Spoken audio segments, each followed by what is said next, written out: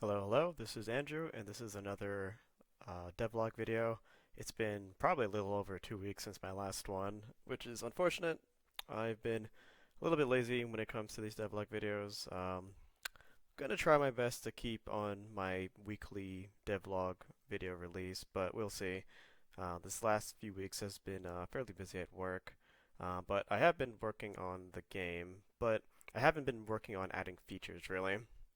The only feature that I added in the last like 2 weeks or so is the capacity to move the camera. Um, Unfortunately, I can't really do it in this area. Hold on. Let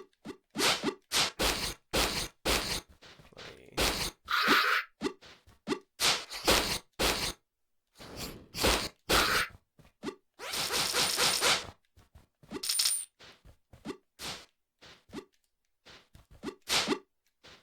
Alright, so probably wasn't the best place to start the video, but in order to move the camera, you need to be in a place where you're not at the edge of the map, because the camera only moves as far as a specific direction, and if the camera's already panned, it's already like shifted over a specific way, then it's not going to work. But here you can clearly see that you can move the camera so you can see ahead, and which is going to be pretty important for this type of game since I plan to have a whole lot of platforming that's gonna require the player to traverse like huge distances at a time, and it's gonna be helpful for planning and then just seeing where they need to go by being able to just move the camera.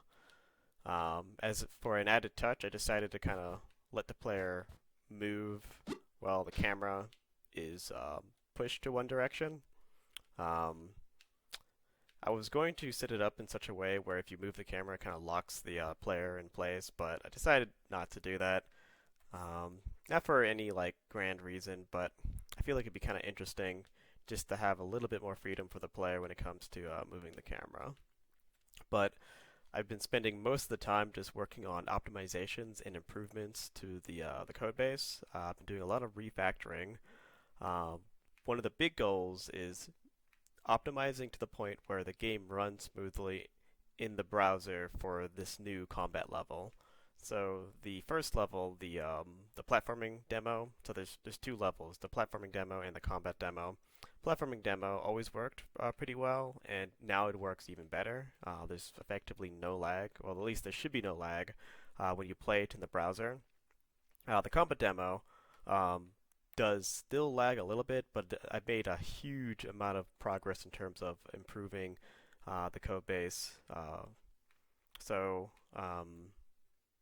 if you download the game works fine. I don't have any issues in terms of lag. If the game is like already on your computer and you just play it, and this goes for both the combat demo and the performance or the platforming demo. Really, the big concern is the combat demo, and what I'll likely do once I have all the features that I want is that I'll just make the actual levels a little bit smaller, probably as big as the platforming demo, maybe a little bit smaller since the platforming demo doesn't really have like many entities besides the walls, so maybe a tad smaller. That way, I can remove the impact of lag. Or actually, now that I think about it, I can just have a very small level the player can play. Um, Online, and then if they want to get the full experience, they have to download the game, which that might be the direction I decide to go down. But for now, I think it's a pretty worthy task to try to get the game as optimized as possible, so that if it can work in the web browser, then it's going to work super well on a desktop computer. I mean, obviously the game kind of already works pretty well. You shouldn't see any lag or any like frame drops even while like recording. It should look pretty smooth. But there's a lot of I guess practices that I've been doing, especially when it involves operations that occur a lot in my code base that I'm trying to refactor out. Like for instance, you want to minimize as much garbage collection as possible. In other words, you want to minimize any unnecessary like allocation. So a lot of that involved like rewriting portions of my physics system so that it's less reliant on link. Because I think there's like two problems of being too reliant on link. At least of .NET 6.0. I've been told that .NET 8.0 is a lot better, but I'm currently stuck using .NET 6. But those problems are whenever something needs to generate a numerator, that needs to get cleaned up. So that's a hit. And because there's a lot of looping and a lot of operations where I'm using methods like either minimum or I don't know basically any link method that requires a enumerator to be created. That's a problem. And then also lambda functions turned out to be a fairly big hit. I was under the assumption that the interpreter, or what is it, uh, the just-in-time compiler is able to realize that if you have a link method and you're passing in a lambda, the method that gets passed in, I don't think method's the right word. The func objects that get passed in should only get created once, because I mean they shouldn't really be changing. But that was a bad assumption, and it makes sense why, because what I just said isn't necessarily true. You don't know if it's not going to change, but every time I use it, when I create a lambda, it's a lambda over other objects that shouldn't be changing at all, right? They exist like the way that I optimized out the lambdas was just create them in the constructor and then just reuse them. And I was hoping that the tools themselves would realize that I was creating lambdas using objects that weren't going to change after it was created. So there's no need to keep creating those func objects. So basically removing the majority of those helped a lot. And by majority, I really mean at least all of them that's involved with the physics and collisions. That really helped. I did other optimizations such as any like character that's outside of the screen. Their update functions get called at a much lower rate compared to when they're in the screen. The only exception, I think, are enemies when they get activated. So enemies are inactive, right? So before, just a recap, just so there's some context. The levels in my game are broken up into different encounters, and once you enter an encounter, enemies spawn in. But before you enter the encounter, enemies are in an inactive state. They technically their entities do actually exist, but they're kind of in like a sleeping state, so they don't really do much. So I implemented some code such that really any entity or really any quote unquote character, if they're inactive and they're outside the screen, then run their update functions at a very slow rate. So that helped a little bit.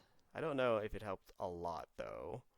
It's one of those optimizations where I might decide to remove it, but it depends. It depends. I might decide to remove it because I don't think it's helping too much, and it kind of makes the code a little bit muddled. And if I could help it, yeah, I prefer my code to be readable rather than optimized. If the optimizations don't seem to serve a really huge performance benefit. Another performance optimization was adding in quad trees for the collisions. So before the quad trees, I was doing basic, I think it's called brute force aligned axis bounding box, I think the full term is. There's a lot of like terms for different techniques that I didn't know I was even doing, but there's terms for everything apparently. Basically, everything that could like collide with one another, effectively everything you can see on the screen has like a bounding box around it. And if the bounding boxes like overlap with one another, then it does like a pixel by pixel. Well, it actually depends. In some cases, if the bounding boxes overlap, then it does like a pixel check for collision using a invisible hit mask that you don't see, but it's there in the background. But most of the time, it just checks to see if the bounding boxes like overlap.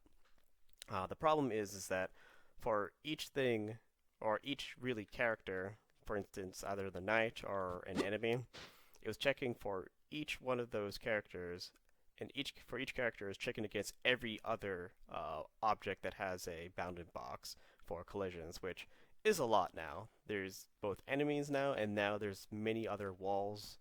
The walls especially has increased by a lot, especially when it comes to having slopes and stuff. So these slopes are actually not too bad, but when you have curved surfaces, at least how I built up the physics slash collision system, curved surfaces requires more entities to have that curve, because I can't actually have a curve. The most I can do is I can implement walls as different shaped polygons, and if I want to have a quote-unquote curve, I just need to implement a bunch of polygons that slowly, change the rotation of like the portion that that characters are supposed to walk on. Basically, long story short, there's a whole lot more different walls in particular, in addition to different characters or collectibles in this level. And when checking for collisions amongst all of them, I would imagine that would take a lot of, it would have a pretty big hit on performance. And the reason why I say I would imagine is because after implementing quad trees, and for those who don't know, quad trees is it's like a data structure that takes like a full space and breaks it up into four nodes, right? But then each of those nodes are further broken up, and they're only really broken up when you start adding things to the quad tree. Like for instance, where the knight is, this knight would be put into a particular quadrant to the quad tree, and then depending on how deep you want to make the quad tree, the character gets placed further and further into the tree. And the idea is that when you're checking to see if if an object is colliding with anything else, you really only check in the nodes that that node that's doing the colliding is in. So instead of checking against everything, you're checking against like a very small subset. So there was a little bit of a performance improvement, but it wasn't like as big as I thought it was going to be. So I don't think my brute force approach to aligned axis bounding box collisions was as detrimental to performance as I thought. I don't have the numbers in front of me, but I was expecting a huge performance enhancement. But I think I might just leave the quad trees in there, because I ended up just using I did a lot of reading on it, but I ended up using a library that I found. I think it's probably the most downloaded quad trees library from NuGet. So, and it did make things a little bit better, but it wasn't like the sweeping improvement that I was looking for. The biggest improvement, though, was actually implementing object pooling, and I am using Monogame Extended, or at least an older version of it. Funny story, there's the version of Monogame Extended had a pretty nasty bug with its object pooling, which I'm sure it doesn't. I need to check this, but I'm sure the version of Monogame Extended that exists now probably doesn't have this problem. But the version that I'm using, which is an older version, does have a pretty nasty bug. So I had to go in and fix it. It wasn't that. It's not a really complicated tool. But the idea of object pooling is that instead of like allocating creating new classes like on the fly, an object pool would create a whole bunch of classes. Okay, let me rephrase this. So the object pooling class that I'm using still initially creates a bunch of objects on the fly, but then after one object is finished being used, you can return it to the pool, and then you can take it out again. That way, you're not always deallocating and allocating, right? The garbage collector isn't just going crazy. So with object pooling, and I only have it implemented for like special effects and stuff. So like the dashing, and then the dust effects, right? All those effects are really just animations that are being played. And for all my animations in the game, except for like background and the level, I'm using like the same like animation class. So as you can imagine, it's pretty big, and it was incredibly beneficial to, instead of allocating a new one and then deallocating it, it helped quite a bit to use object pooling, at least on the special effects. I don't know how much help it would give the game for other objects like the mobs or the knight. I'll eventually add it for projectiles, since projectiles is something that will potentially be in great number as the game continues. Like, I mean, right now there's not many projectiles, but I do intend on having a lot more shit being thrown across the screen for a bigger challenge. But thanks to the object pooling, at least on the effects, I think my rate at which I was having deallocations went from, I think, once every like 30 seconds or so to once every 2.5 minutes, which was pretty freaking huge. There were also a few other small optimizations that I made, which I think collectively, really started to help. Unfortunately, I think my issues with having poor performance isn't like one main thing. It's a collection of many smaller things, or just, well, I wouldn't say small, but many things like together, causing the game to kind of slow down. At least in the web browser version of the game. Oh, I am screwing this up. Yeah, this jump is supposed to be kind of hard to get. But I think for now I'm gonna end the devlog video, and hopefully I don't wait another 2 weeks until posting the next one. I think I'm really soon gonna, I think either today or tomorrow, I might call it not quits, but put a pause on working on optimizations. Damn, I really need to kind of stop myself from continuing optimizations, because obviously there's still many features that I need to implement. Still need to implement the buff system. Still need to implement the what's it called? Oh my god, I'm forgetting the name of my own systems. The new boost system. Um, Damn, I totally forgot the name of it. I'll say it in the next video. But from the first version of Slayer Knight, there's a system called Boost, where if you keep doing things that the game likes, for instance, landing hits, dashing through attacks, you'll enter a boost mode. All right, and in the boost mode, you can, you get more improvements. And I haven't finalized or fully converged on exactly what I want this new game's version of the boost mode to be. But right now, it's going to be regeneration at the very minimum. So like, if you're playing well, you'll slowly regain your health. And I'm not going to do increased damage, because I think that's kind of it's kind of too powerful, I think. I might just do faster attack and maybe a change to the move set.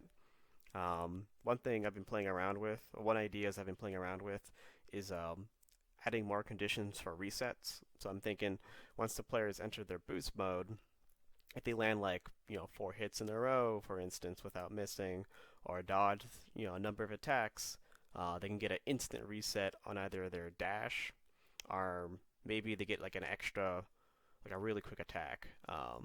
Haven't fully converged on what I want, and this is probably going to take a little bit of experimentation, where I might just implement all the features and then add it or remove some of them if I don't like how they turn out.